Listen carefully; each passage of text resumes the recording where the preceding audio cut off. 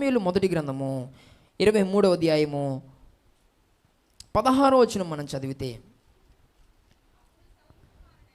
అప్పుడు సౌలు కుమారుడైన యోనాతాను లేచి వనములోనున్న దావీదు నొద్దకు వచ్చి, నా తండ్రి అయిన సౌలు నిన్ను పట్టుకొన జాలడు, నీవు భయపడవద్దు, నీవు ఇశ్రాయేలులకు రాజు వగుదువు, నేను నీకు సహకారినవుదును. చాలు, దేవుని స్తోత్రం కలుగునుగాక.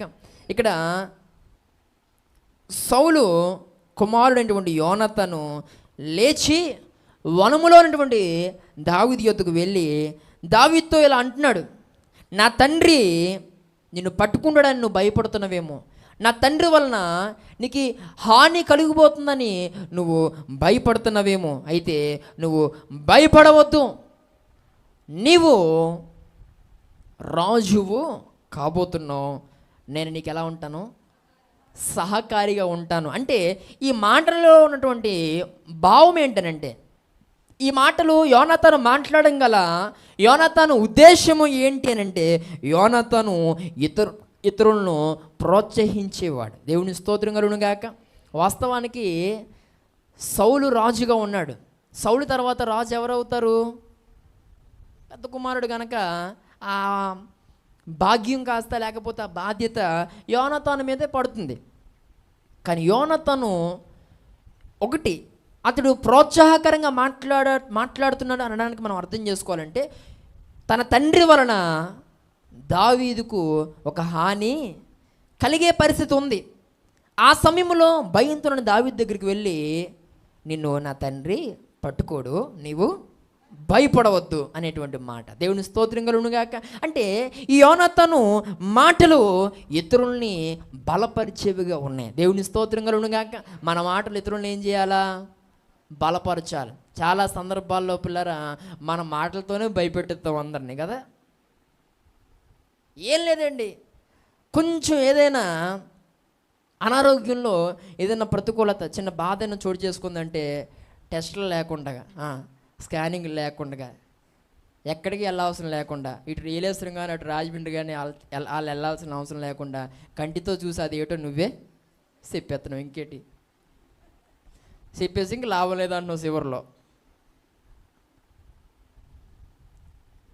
కొంచెం వేడి చేసి ఇక్కడ సెగ్గట్లాగా ఏదైనా వస్తే చాలు, వెంటనే అది అలాగొచ్చి ఏమైపోద్ది, అలాగా ఇంత అయిపోద్ది. మొన్న ఒక చోట అలాగే ఒకడికి ఇంత అయిపోయింది. తర్వాత వెళ్ళి టెస్ట్ చేయించుకుంటే క్యాన్సర్ పుండు అన్నారట. అంటే ఇంకాడికి ఇంకా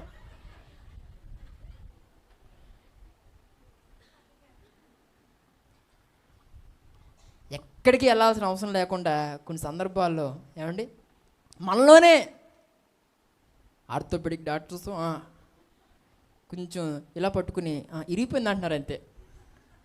ఆయన ఏమో టెస్ట్ రిపోర్ట్ చూస్తేనే కానీ ఏమి ఇరిగిందో అది ఏటో చెప్పడు ఆ డాక్టరు. అంతా చదువుకున్న ఆయన.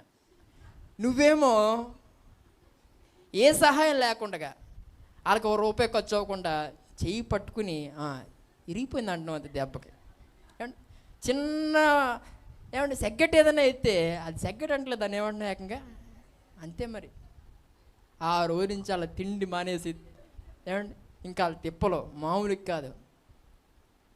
నీ దెబ్బతో ఎక్కడెక్కడ పరిగెట్టాలో అక్కడెక్కడ పరిగెట్టి మొత్తం సమస్తం ఖర్చు పెట్టేసుకుని నాశనం అయిపోతుంటారు. కొన్ని సందర్భాల్లో పిల్లరా నీ మాటలు ఎలా ఉన్నాయి? ఎదుటి వారికి ప్రోత్సాహకరంగా ఉండాలి. ఇక్కడ యోనాతాను దావీదుని కలుసుకుని, అమ్మ దొంగ ఇక్కడ దోకున్నావా, మా నాన్న లేపెత్తడు అన్నాడా? మా నాన్న చేతిలోంచి నువ్వు అస్సలు తప్పించుకోలే దావీదు అన్నాడా? అలా భయపెట్టలే. నీకేం కాదు, నువ్వు భయపడద్దు. దేవుని స్తోత్రం కలుగునుగాక. ఈ మాట్లాడుతున్న ప్రియ సహోదరి సోదరు, కొంతమంది ఉంటారండి తమ భయాలను నీ దగ్గర వ్యక్తపరుస్తూ ఉన్నప్పుడు నువ్వు మరొకటి ఏదో చెప్పి నువ్వు వారిని భయపెడతావని కాదు. ఈరోజు కొంతమందిని మనం బలపరిచే వారిగా మనము ఉండాలి. దేవుని స్తోత్రం కలుగునుగాక.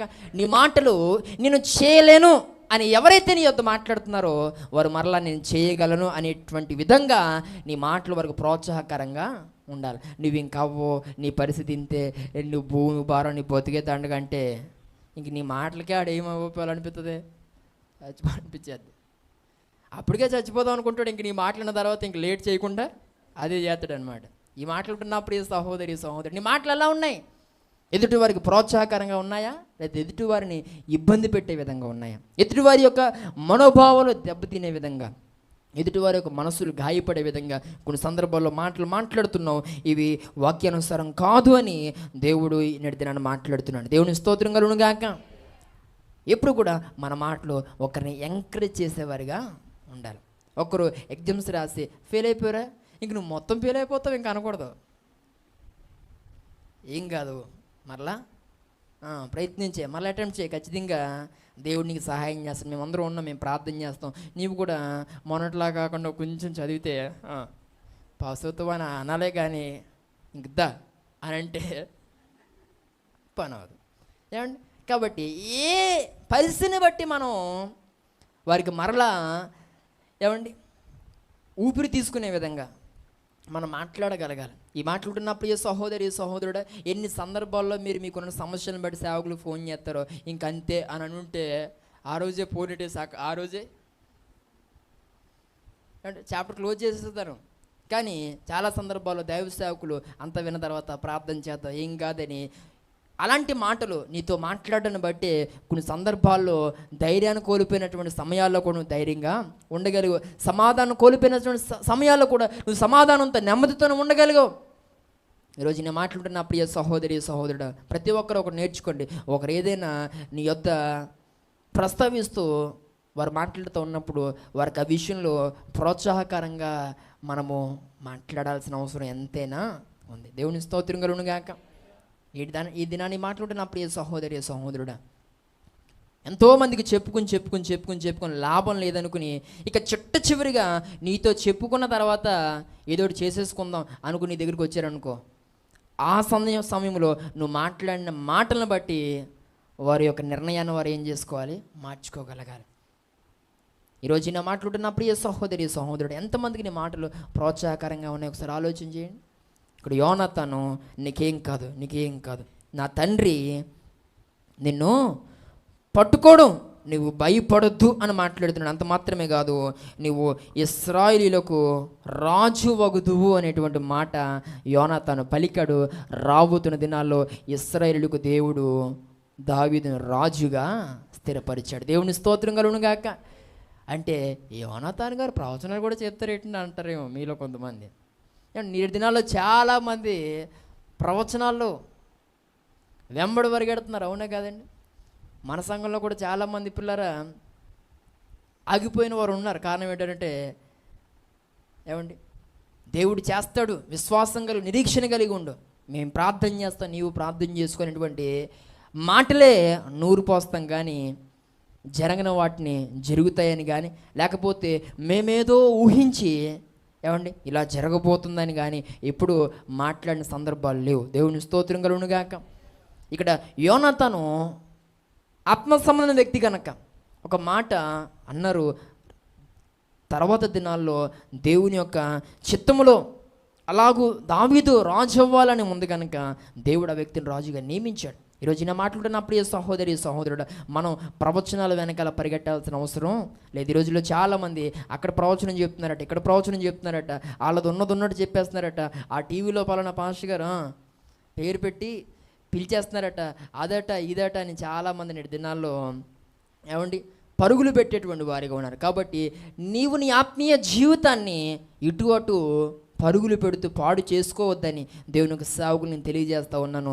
దేవునికంటూ నీ జీవితంలో ఎప్పుడు కార్యము చేయాలో ఆయనకంటూ ఒక చిత్తము ఉంది, ఆయనకంటూ ఒక సమయం ఉంది. ఈరోజు నా మాట్లాడుతున్న ప్రియ సహోదరి సహోదరుడు, ఎవరో నీ జీవితంలో జరగబోతున్నంత మాత్రాన, అది నువ్వు వినొచ్చినంత మాత్రాన ఆ రోజు రాత్రికి నీకు అదేమీ జరగదు. దేవుడు ఆ కార్యం చేయడానికి ఒక సమయాన్ని ఆయన కేటాయించి ఉంచాడు. ఆ రోజు వరకు ఆ కార్యము చేసిన దేవుని కొరకు నువ్వు ఎదురు చూస్తూ నిరీక్షణ కలిగి విశ్వాసం కలిగి నువ్వు ప్రార్థనాపూర్వకంగా నువ్వు ఉండు. తప్పకుండా కార్యము జరగాల్సిన టైంలో ఖచ్చితంగా దేవుడు జరిగిస్తాడు. ఈ మధ్యలో తెలుసుకోవాలి ఏంటో అనేటువంటి ఆలోచనలతో ఇలాంటి భ్రమలకు గురైపోయి అటు ఇటు పరిగెడితే చివరికి ఎటు కాకుండా నాశనం అయిపోయేటువంటి అవకాశాలు లేకపోలేదు. దేవుని స్తోత్రం కలుగునుగాక. యోనాతాను అన్నాడు, నీవు రాజు వగుతో నేను నీకు ఎలా ఉంటాను? సహకారిగా ఉంటాను. నువ్వేం చెప్తే నేను అది చేసేవాడిగా ఉంటాను. ఈ మాటలు నా ప్రియ సహోదరి సహోదరుడా, అంటే ఈ యొక్క మాట ఆ సమయంలో ధైర్యం కోల్పోయిన దావీదుకు ఎంత ప్రోత్సాహకరంగా ఉంది. నీ జీవితాన్ని ఇప్పుడంటే అక్కడిక్కడ దాక్కుంటూ బ్రతుకుతున్నావు, ఒకానొక రోజు ఈ ప్రజలందరినీ పరిపాలన చేసే స్థాయిలోనికి దేవుడు నిన్ను తీసుకొస్తాడు. ప్రోత్సాహకరంగా ఉందన్నమాట. అంటే నీ స్థితి ఇలా ఉండదు, నీ స్థితి మారుతుంది. ప్రోత్సాహకరంగా మాట్లాడాడు. నువ్వు భయపడొద్దు, భయపడాల్సిన అవసరమే లేదు. నువ్వు ఏదైతే జరుగుతుంది అనుకుంటున్నావో అది జరగదు.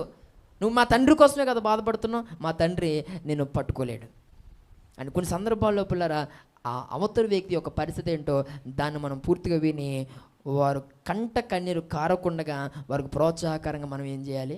మాట్లాడాలి. అలా ఒకరినొకరు ప్రోత్సాహపరుచుకుంటే నేడు దినాల పిల్లరా మనమందరూ కూడా దైవికంగా మనం దీవించబడతాం. దేవుని స్తోత్రం కలుగునుగాక. సంఘంలో కూడా ఒకరు ఏం చేసుకుంటూ ఉండాలి? ప్రోత్సహించుకుంటూ ఉండాలి. అలా పిల్లరా మనము ప్రోత్సహించబడుతూ మరొకరిని ప్రోత్సహిస్తూ దైవికంగా మనందరూ కూడా బలపడాల్సిన అవసరం ఎంతైనా ఉందని దేవునికి సేవకు నేను తెలియజేస్తూ ఉన్నాను.